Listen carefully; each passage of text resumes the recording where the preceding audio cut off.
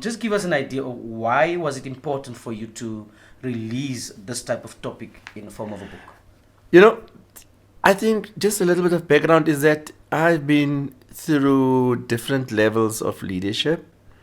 I have experienced quite a lot of things during those, and the question for me remained, are leaders born? Or you can become a leader just by being yourself? I think those are the questions that I had to ask myself. And my own experience during these years made me to understand that there's different levels of leadership. Okay.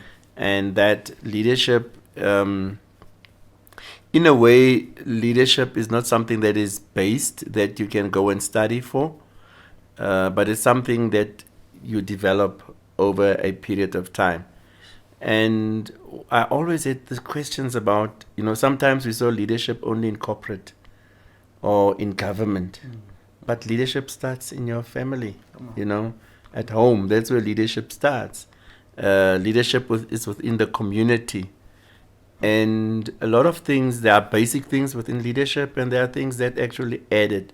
And for me, what was actually important is what has changed from where leadership was. And lately, also the issue about gender, what you also pick up, and I had different experiences in terms of is gender important when it comes to leadership, or leadership just be basic, that this is leadership, and whether you are male or female, you can still take control of leading. So those are the questions that I asked myself. And then I thought, well, we need to rethink what leadership is. True.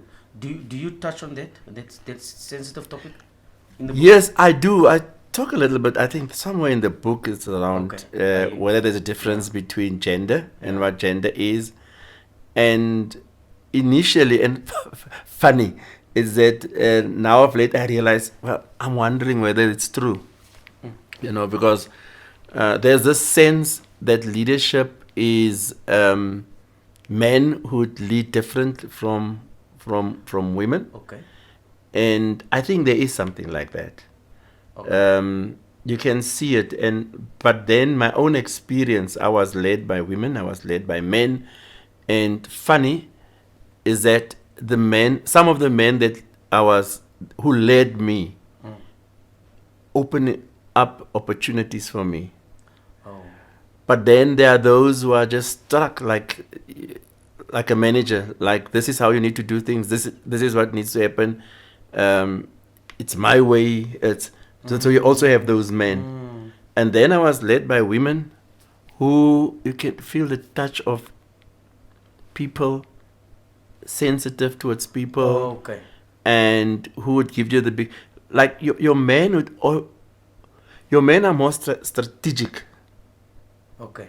And they are more forceful. And they are more in terms of what is it that needs to be done.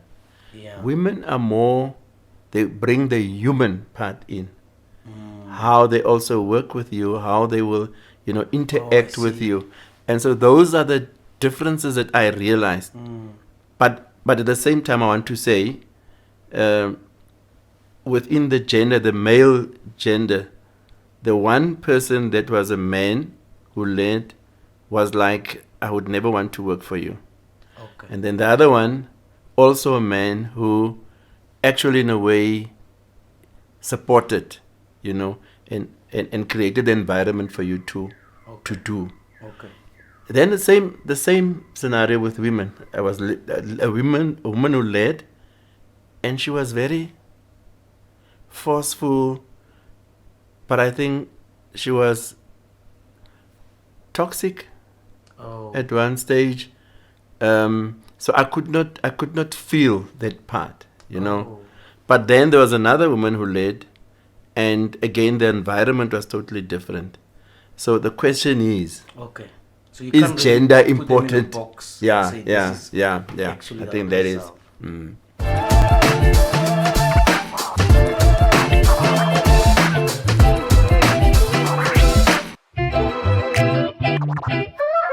within the gender, the male gender, the one person that was a man who led was like, I would never want to work for you.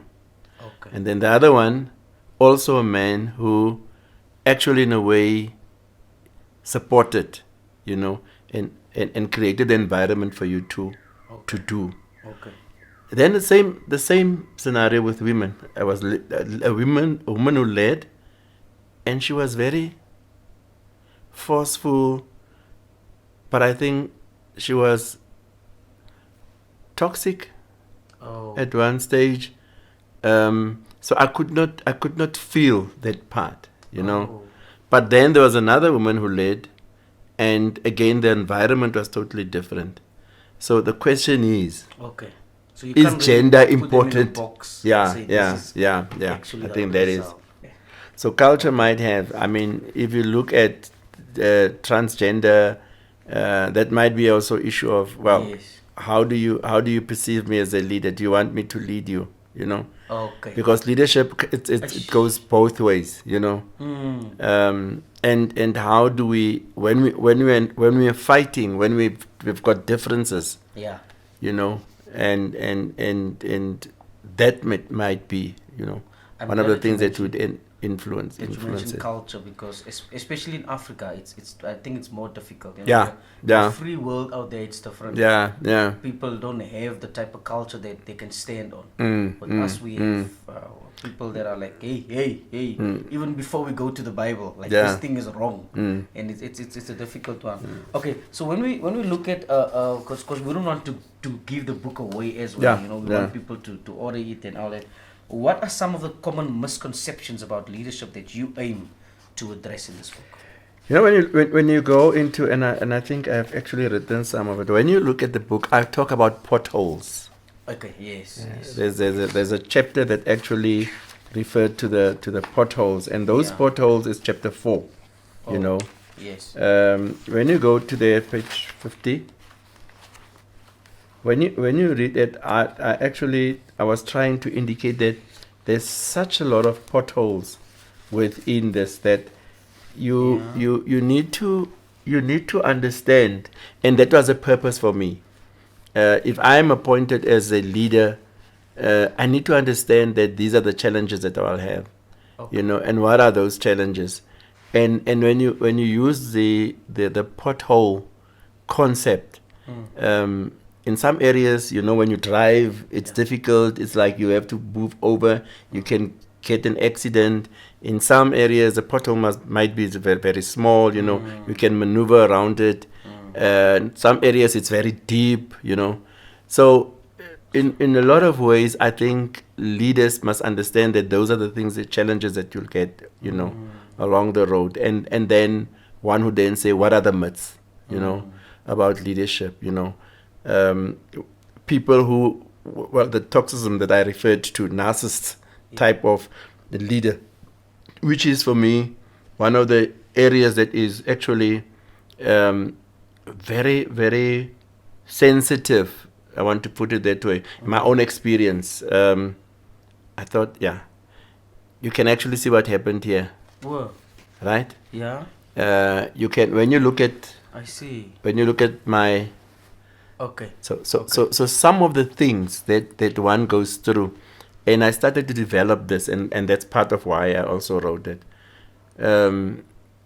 Especially when the leader is actually negative towards you, when the leader doesn't understand how to work with people, when there's this unnecessary pressure that goes into depression. People that might go into depression. Yeah. When you actually think nothing about the person who is following you. Those are some of the things for me that actually is part of these potholes that you go through. Sure. Now, I went through those.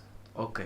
And that's why I can show it. And those are the things that at times when I'm at home, and I get myself ready, I wash, and so I must ask my family to help me, with the ointment, and so my back is like that. Wow. So that does it It has a, on your it image? has a, it has an effect, but you need then to take a decision. Okay. You know, as a follower, you must then decide: am I going to accept this? Am I going to be depressed? Am I going to? And a lot of people go into depression because of that. But what I did alternatively was I started to gym, and that you can see for the past 7 years I've been just doing that, and that's my fighting mechanism. Cool. You know, Wow. I started to look at my diet. I also taught myself that the easiest way to do this is to talk about it, because it gets out of your system. Come on. It's late that I realized, because all the time I thought this is something that has to do with my skin.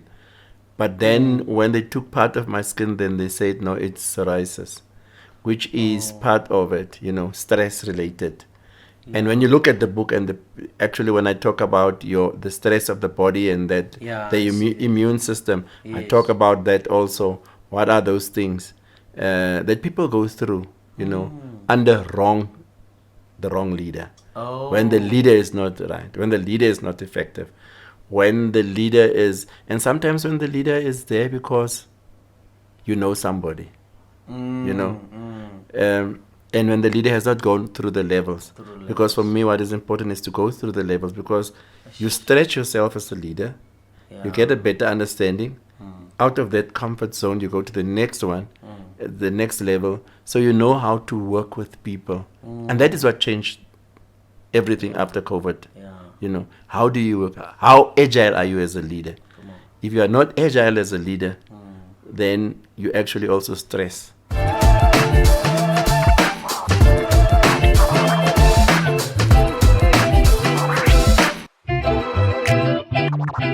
Leadership in church, it's leadership at home, it's leadership wherever, you know. At that specific moment, what leadership decision are you taking? And that becomes some of the things that you learn throughout. And for me, I think the mistake that I did, and that's why my question was, is leadership something that you are born with? Partly, perhaps. But part is, if you want to be more effective and good, you also need to pick up, you know. You need also the experiences that will help you. And I tend, when I speak to people, I tend to say, when I went to Jalapeno Trust and started Jalapeno Trust, there was a vision. We knew what we wanted to do, and that's what was key.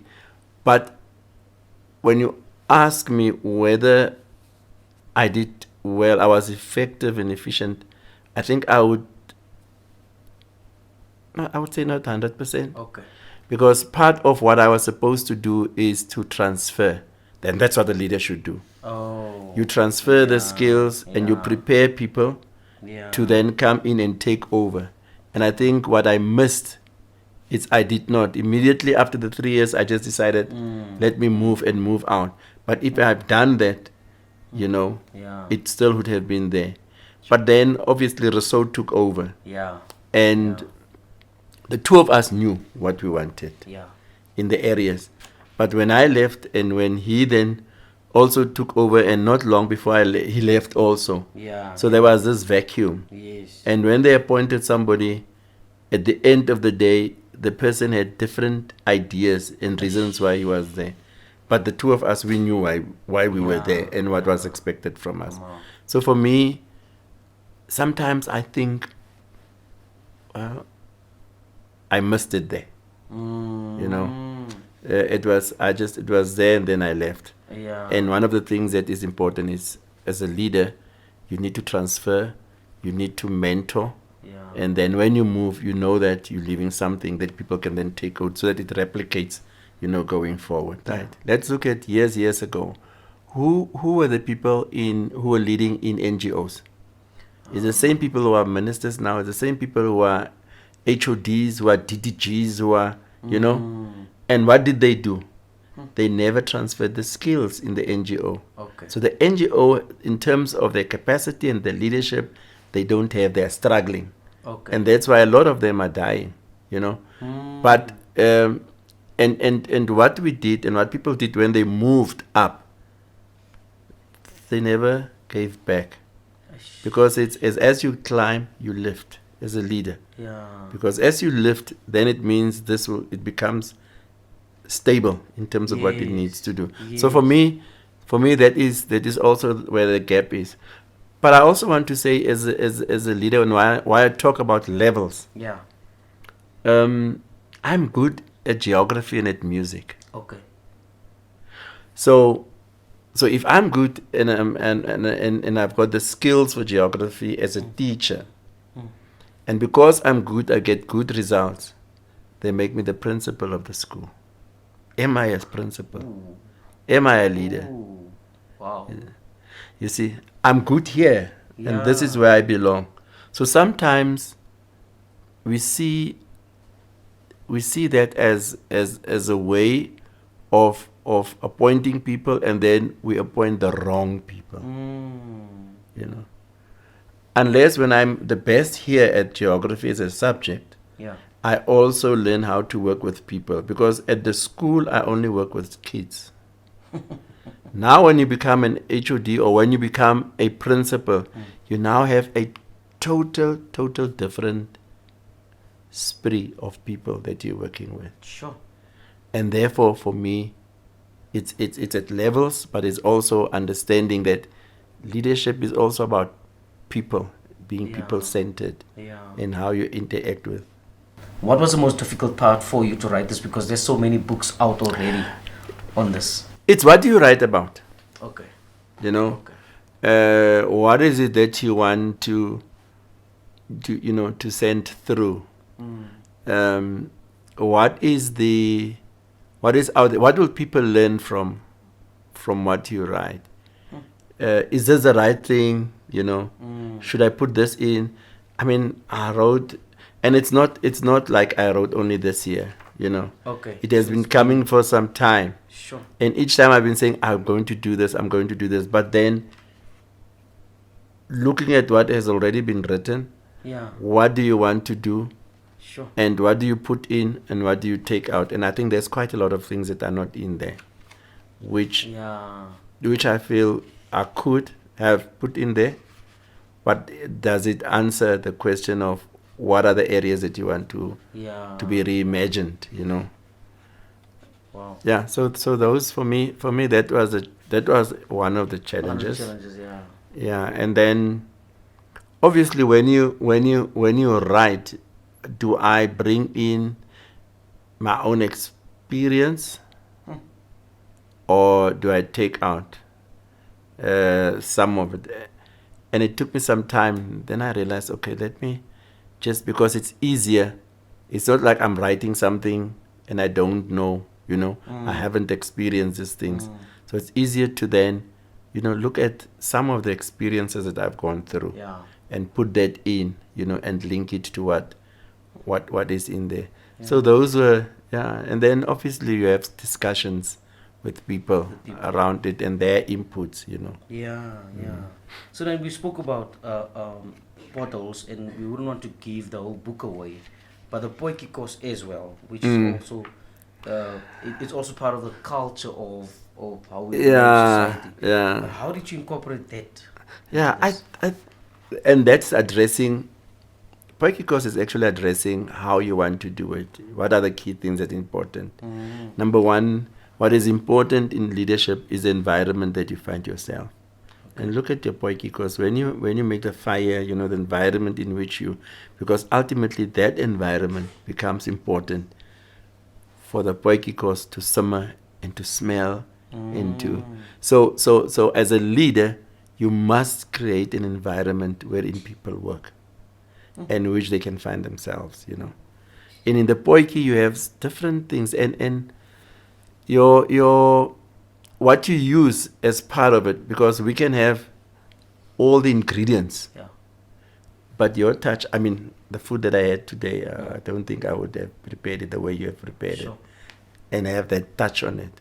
So the way you do it, and that's the role of a leader. Leader must understand that you have all these ingredients, all these around you.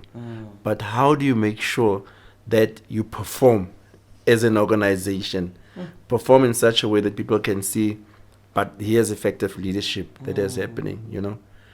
And some leaders, they think about, well, if, and you hear that quite a lot. We've got an unqualified audit, you know, we have done this, and you get excited. But in actual fact, the question is your performance in terms of those, you know, and that's where the leader comes in, you know, in terms of what is expected, what we need to do, how we do it, you know. And that's why I had that issue about gender. Yeah. Whereas with men it would be different. With women it would be totally different in terms of what they want to do.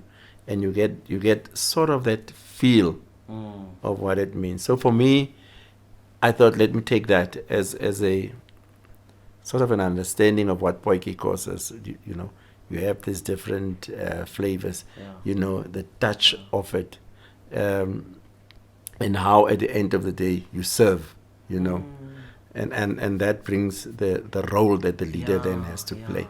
Because the people in your team are from different backgrounds, different cultures, and now you serve the purpose from these different backgrounds. Correct. Yeah, that's amazing. When you look at the last, I think towards the end, I've actually looked at team development, né? Okay. And it talks around, I mean, the different animals. Oh yeah. You see? I see chapter 6. Yeah. And it refers, because as a leader, these are the types of people that you're working with, that you will have. And the question is, how do you work with them? You have the elephant that stops in meetings, that blocks every way in everything. So as a leader, what do you do with the elephant? You know, that's a question. Wow. Because you have them in your team. You know, as a leader, you might have the lion, you know, that's always fighting and not agreeing with you. You know, that the donkey that will not be moved. You know, the stubbornness. How do you work with those people as a leader? And for me, that is some of the things that you need to look into. You know, when you have that.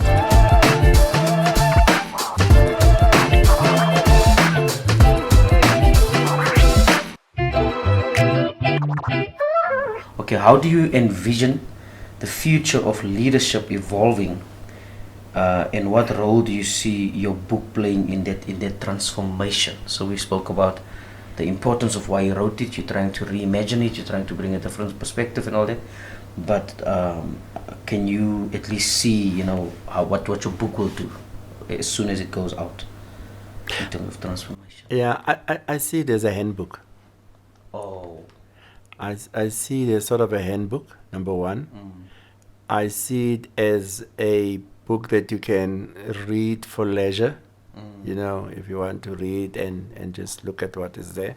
Sure. Partly I've tried to be, I don't want to say it's academic, but what I've done is I've looked at things that are around. You know, when you look at the disruptors, I look at the chapter that actually supports people that are in government, you know, what are the key things that they need to do. I also looked at how, you know, what are the key areas that you need to stay away from. And I also looked at, when you look at leadership, and perhaps, it's the 4 quarters, you know. Okay. In your brain, you're either left, right, left and right, you know, and those people think differently. So as a leader, you must know in your staff which are the people that you have there, you know, and how do you work with them. So I also tried to look at that. So for me, it's in the end, when you've gone through this book, you'll then be in a position to say, okay, I can see these are the possibilities.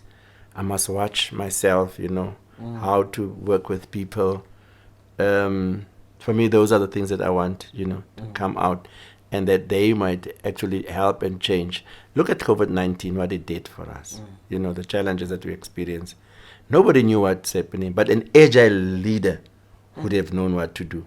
Because you, at that moment, you see this, and as I said earlier on, leadership is also about a moment, you know. And at that moment, you then would have known the country was closed, you know. What do you do? As a leader, I'm head of this institution, closed. What do I do? What is the next thing, you know? And I must deliver, and we must perform, you know. So for me, it made us to think differently, totally differently. Yeah. For now, for us, we have what we call working from home. Now, as a leader, remember the old leader who'd want you to be there, to see you all the time. Now that you're working from home, the questions that you're asking, you know, around that, and I've written a few things around that. The questions that you would be asking: what do I do? How do I get everybody? How do I know that you're doing what you're supposed to do? Okay. Because as a leader, you also don't want to follow somebody, and that's a challenge that I have. Leaders, and that's why I spoke around the environment. You know, you create environment.